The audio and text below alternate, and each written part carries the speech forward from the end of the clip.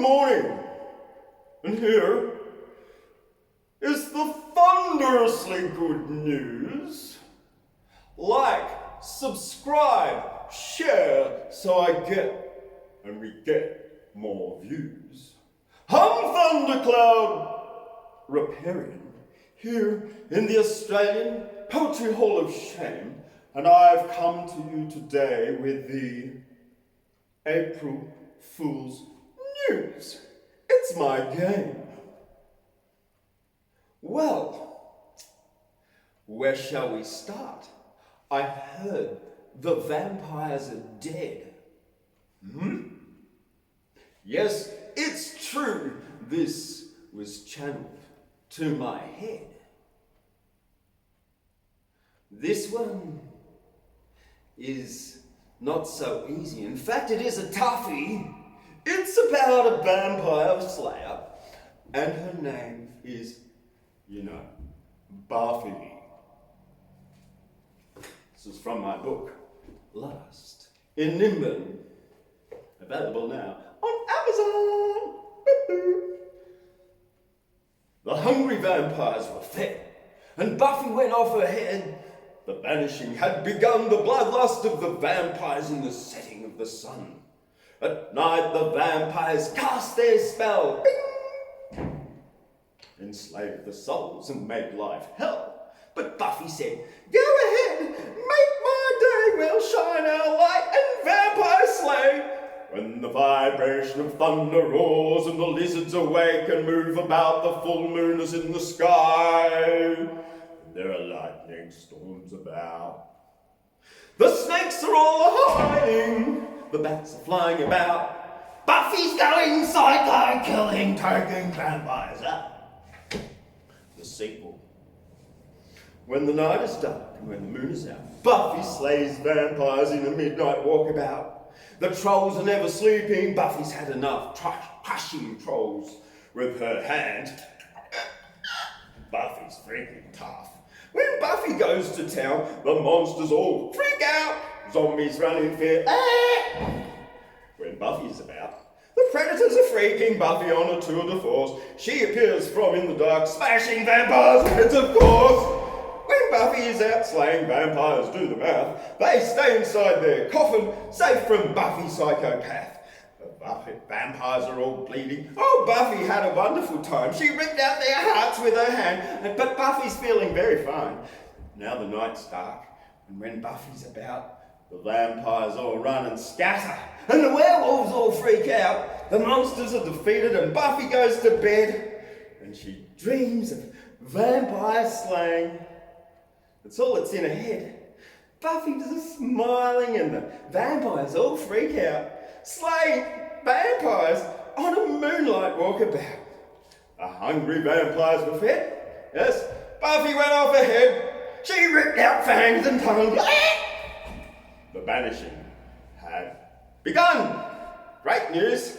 The vampires will soon be gone. Here from the Australian Poetry Hall of Fame, in Gyra on the mountain high. Okay, the next one in the news, straight from the news desk here. Update, quick breaking news. Oh my God, hard is not so hard anymore. He's a bit of a softie. All right, great news, hard has become soft. Yes, over there on the beach, there was a bossy seagull and his name was Hard. And when the other seagulls went to play, Hard stood guard. And when the tourists came to eat their fish and chips, Hard was first in line and he packed all the other chicks. All the other seagulls would fly and compete. They surrounded Hard and, said, "Get out of here, leave us something to eat." But Hard bullied the other seagulls and chased them away from food. He would scream and shout because he was so rude. Well, one day the other seagulls all had enough, just the other day. They surrounded Hard and treated him quite rough. They pushed him into the ground, face down in the ground. "We've had enough of you pushing us around. We don't want to fight," they said. "We want to work together. If you keep on bullying us, you can leave the flock off and flock off forever." Hard was on the sand, hand-packed, he'd had enough. "I'm sorry for my bullying. I'm really not that tough." I was picked on as a kid, and abuse was all I knew. Please don't peck on me anymore, and I won't peck on you. I'm going to change my name to Humble Gentle Gull, and I'm going to work together with you for the benefit of the community as a whole. And from that very moment, Humble Gentle Gull was kind because he stopped being a bully and he changed his mind. Oh, look, a kitten. Distractions free. Bioluminescent fish. Yes, they've discovered some bioluminescent fish at the bottom of the Mariana Trench, down there where the spermatopod lives. The punching peacock mantis shrimp. That's him. But no, this is the bioluminescent fish. Bioluminescent fish with big sharp teeth live in the deepest oceans at a place without light. And they make their own light in the ocean far beneath the sun and the moon, and they don't know day and night. Well, bioluminescent fish shine their light about, and they light the deepest ocean trench and the deepest sea, and their shining light, it never goes out. And you and me, we can be them like them and shine our light in our dark sea. Fair enough. Oh, great news. Best news from the Thunderously good news here in the Australian Poetry Hall of Fame. Straight from the beach again, the turtle desk. Turtles live for 100 years, but you'll never see a turtle's tears. Even though the turtles are crying, they live in the sea and their tears are never drying. Well, recently I went walking along the beach and up a turtle swam. It said, I've got a message for you and all the humans. Turtles are dying all through the sea. I've come to the beach, so you'll see me dry. And I'm crying. My mum is dead. She choked on a plastic bag, the turtle said. It looked like a jellyfish floating in the sea. My mum ate it and she thought it was yummy. My sister's flippers are wrapped in a fishing line. Half the population's gone. Can you see I'm crying? I can't stop it. It's up to you. Tell all the humans about all the damage they do. From all that waste and plastic pollution, you're smarter than that. Please find a solution. You don't need half the stuff that you buy. You can't take it with you when you travel or die. It's time for humans to reduce this plastic waste because I'm fed up with this plastic ocean taste. There's one more thing that the turtle said. How would you feel with a bag on your head?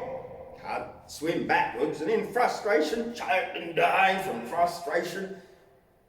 Can't you see? These tears are mine. Do you hear me? All my friends and family's dying. My daddy's got a fishing net stuck around his neck, washed overboard from some trawler's deck. My brother, he's had enough. He's feeling quite ill, but there's no room in his stomach. It's just plastic fill. Well, I said to the turtle, this is what I'll do. I'll tell all my friends, and now I'm telling you. Clean the oceans, make it like long before, and then the turtles will live to 100 or more. Because turtles can live for a very long time. The plastic is killing them, and they're dying. And if you want your kids to see a turtle too, here is the thing that you have to do. Reduce, reuse, repair what you can, don't litter the earth, and be a nurturing human. And if we all work together to make the sea clean, then my crying turtle tears will be just a dream.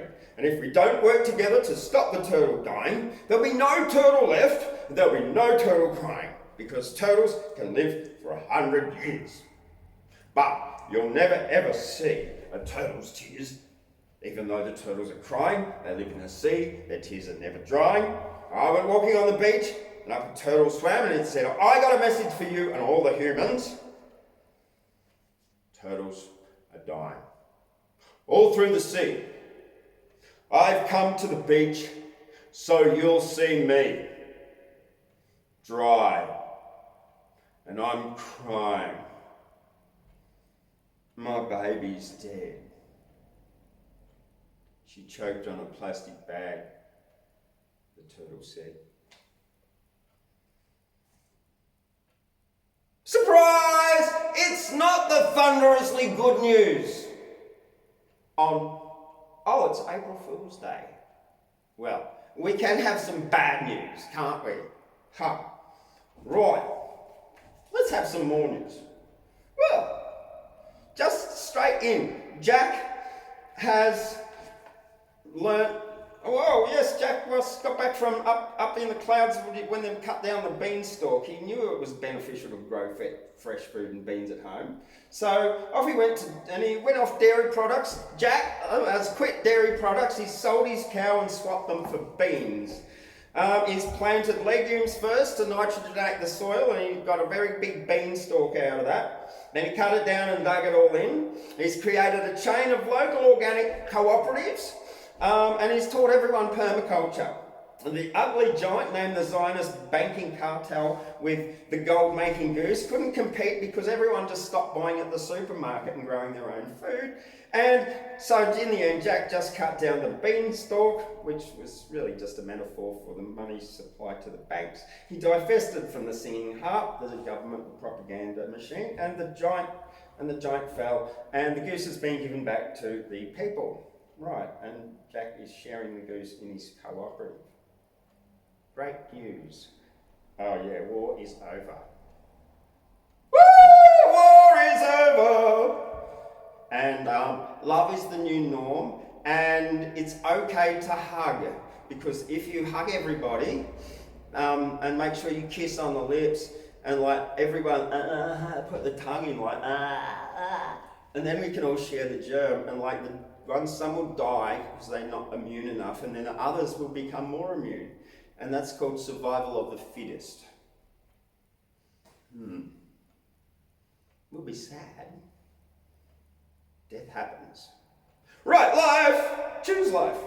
Yes. I'm Thundercloud from the greatest poetry show on earth. In the Australian Poetry Hall of Fame. And now, for the weather. If I look outside, I cannot hide that I see the sunshine shining bright. And I know if I look up high, I will see the clouds in the sky. And if I go outside and it's cold, I'll take all my clothes off and I'll be bold. Because I will go into the sun in the cold winter air.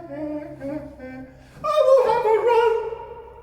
I'm Thundercloud, repairian, my mama calls me James. I'm washed away the garbage, leaving rainbows after rains. And that's the end of the Thunderously good news here, 1st of April, 2020.